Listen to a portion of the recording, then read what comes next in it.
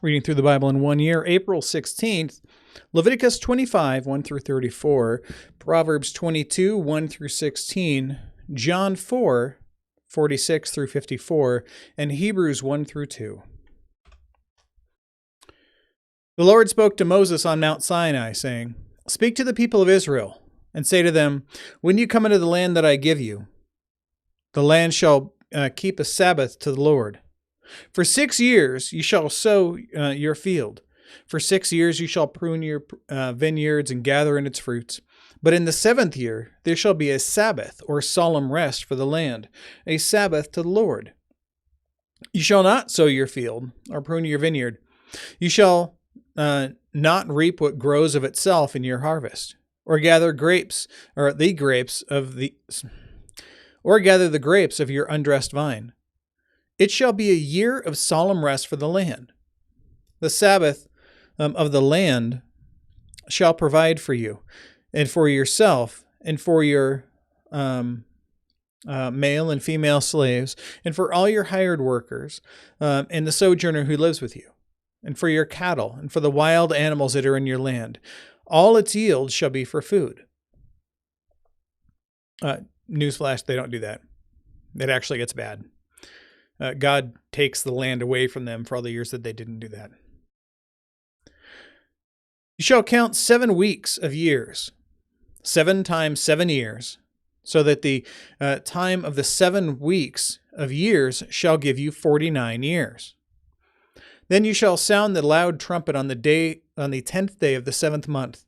On the day of atonement you shall sound the trumpet throughout your land. And you shall consecrate the 50th year and proclaim liberty or freedom throughout the land to all its inhabitants.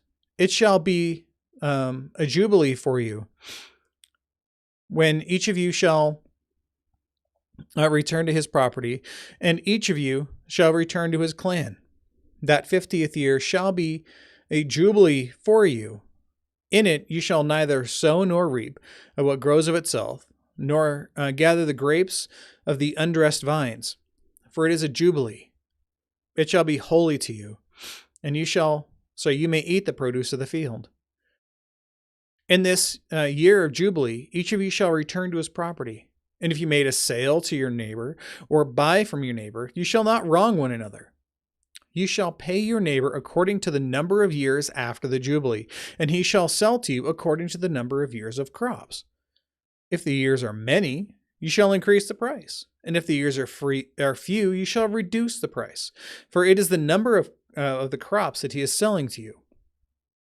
You shall not wrong one another, but you shall fear your God. For I am the Lord your God. Therefore, you shall do all my statutes and my rules and perform them, and you shall dwell in the land securely. The land will yield its fruit, and you will eat your fill and dwell in it securely. And if you say, what shall we eat in the 7th year, if we may not sow or gather in our crop? I will command my blessing on you in the 6th year, so that it will produce a crop sufficient for 3 years. When you sow in the 8th year, you shall eat some of the old crop, and you shall eat the old until the 9th year, when the new crop arrives. The land shall not be sold in perpetuity, for the land is mine. Who owns the land? God owns the land. He's allowing us to use it. For you are strangers and sojourn with me. And in all the country you possess, you shall allow a redemption of the land. If your brother becomes poor and sells part of his property, then his nearest redeemer shall come and redeem what his brother has sold. If a man has no one to redeem it, and then himself becomes prosperous and finds sufficient means to redeem it, let him calculate the years since he sold it and pay back the balance to the man to whom he sold it, and then return to his property.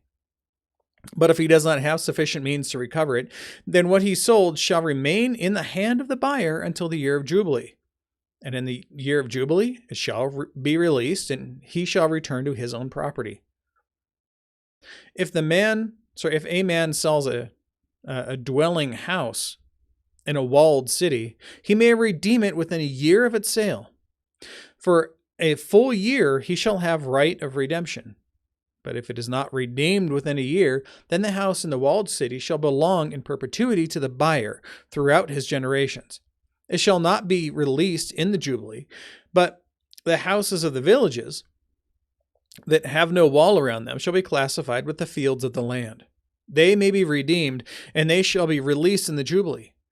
As for the cities of the Levites may redeem at any time the houses in the cities that they possess.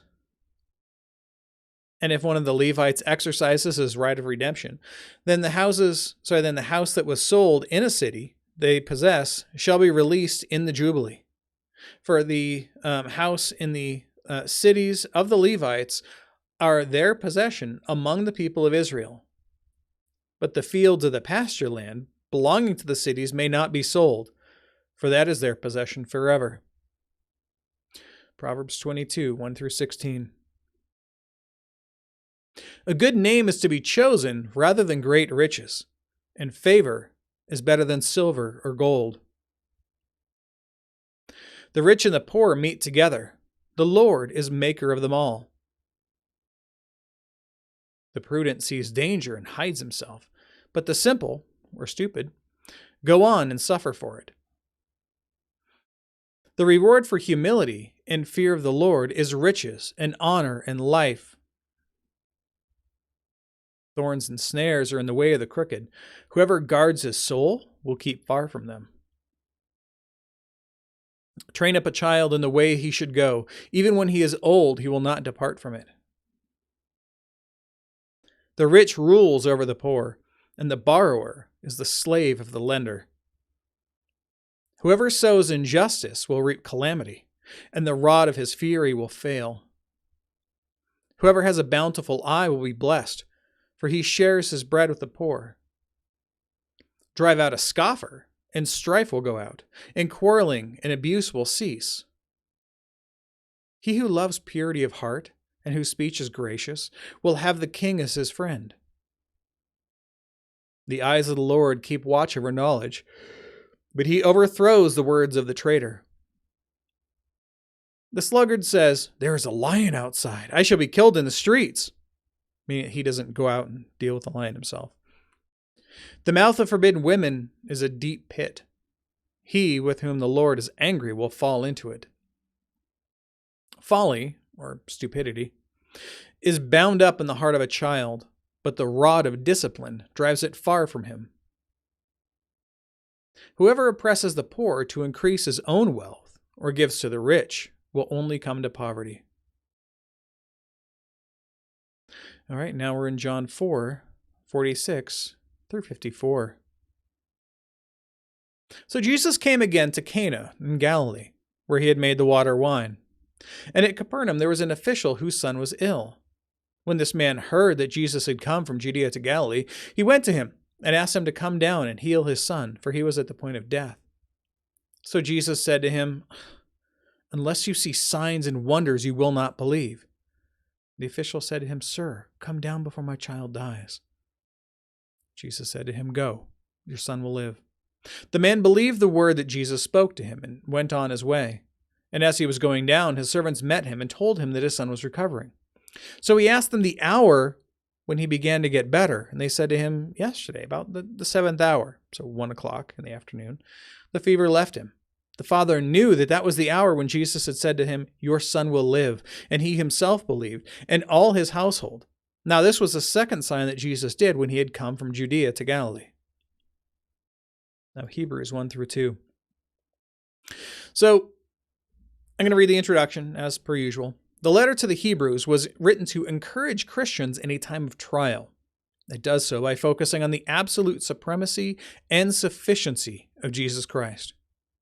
While God spoke in the past many times and in many ways, he has now spoken to us by his Son, Jesus Christ, who is the exact imprint of God's nature and who upholds the universe by the word of his power.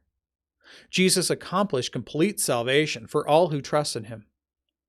We dare not neglect such a great salvation.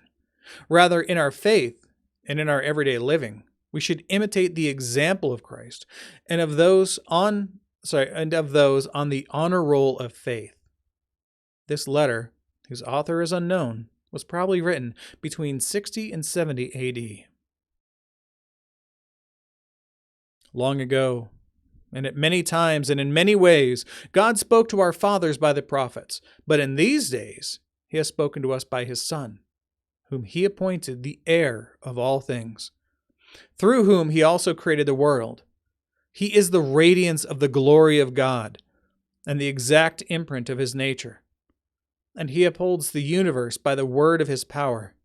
After making purification for sins, he sat down at the right hand of the Majesty on high, having become as much superior to angels as the name he has inherited is more excellent than theirs.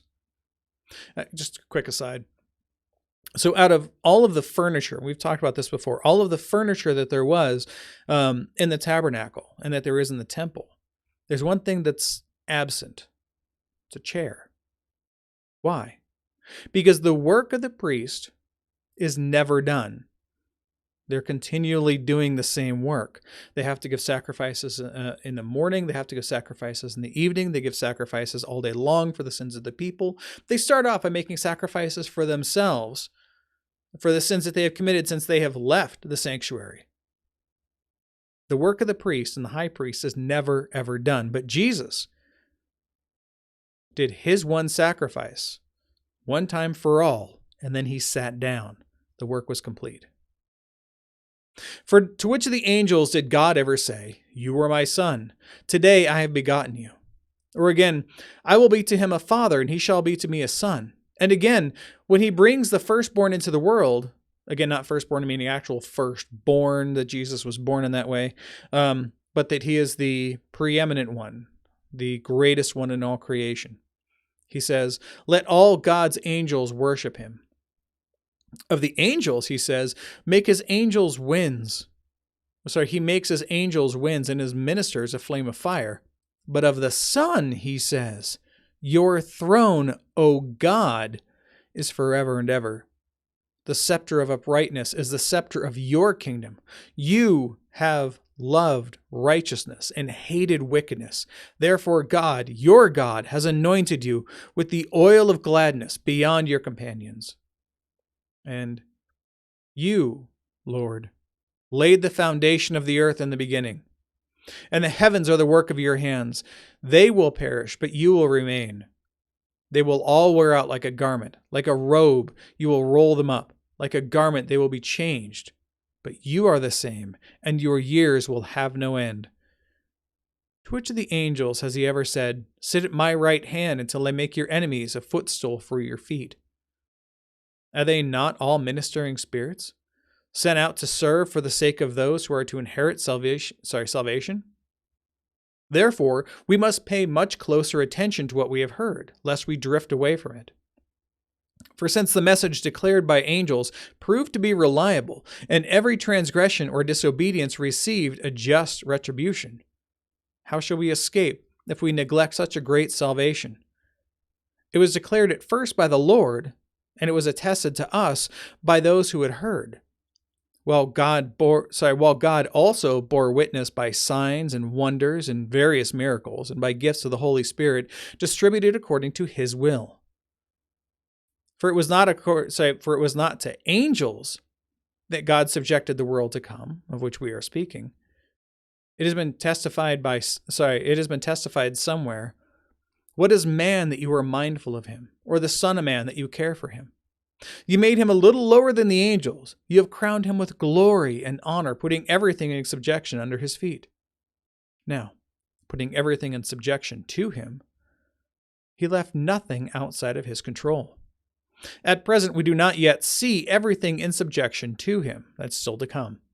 But we see him who, for a little while, was made lower than the angels, namely Jesus, crowned with glory and honor because of the suffering of death, so that by the grace of God he might taste death for everyone.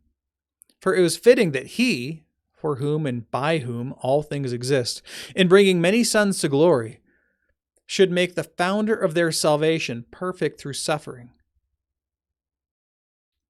For he who sanctifies and those who are sanctified All have one source. That is why he is not ashamed to call them brothers, saying, I will tell of your name to my brothers. In the midst of the congregation, I will sing your praise. And again, I will put my trust in him. And again, behold, I and the children God has given me. Since, therefore, the children share in flesh and blood, he himself likewise partook of the same things, that through death he might destroy the one who has the power of death, that is, the devil, and deliver all those who, through fear of death, were subject to lifelong slavery.